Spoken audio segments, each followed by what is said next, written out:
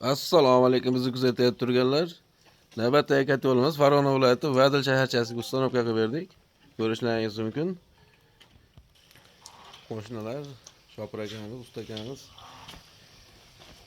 Zavodskiy motor upravleniya miyasi o'zimizniki zapchasi topiladi, mabodo kelajakka.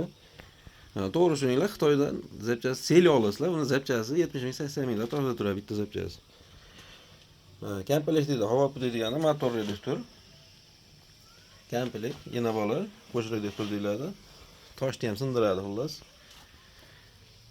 Mana miyasi. Bunga stabilizator qo'yilmaydi. Puskovoy momenti baland ekan. Stabilizatorimiz yerga ketib qoldi. Shuning uchun uyda egasiga bir yo'la kattarog'idan olishlarini tavsiya qildik.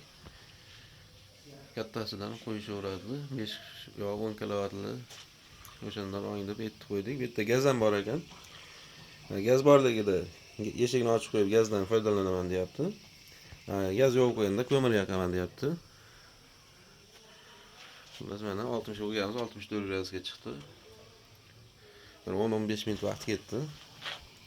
Mustaqillarimiz montajni qilib, katta yo'lni o'rnatib qo'ygandan keyin miyasini ulab berdik, mana chiroyli qilib.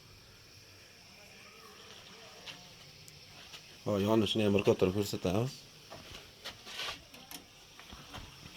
Ko'mirda qanaqasidan oladigan degan savollar bo'lsa, mana Qozog'iston Sheberko'l degan ko'mir. Qumaralash yong'oq tagigacha bor. Narxi 1400 ekan, kelishda olib keldik. Uydagilarga ko'rsatgandim.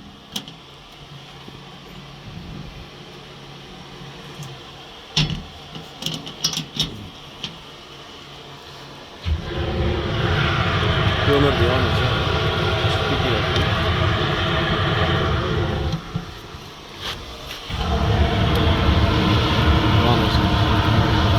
Chiqib qolyapti. Voydod.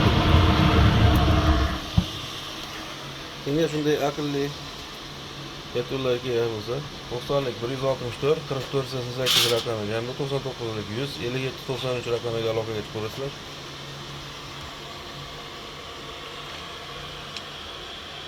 Ko'rish, endi O'zbekiston bo'ylab dostavkasi ichida uzoq joylarga onlayn tushuntiriladi.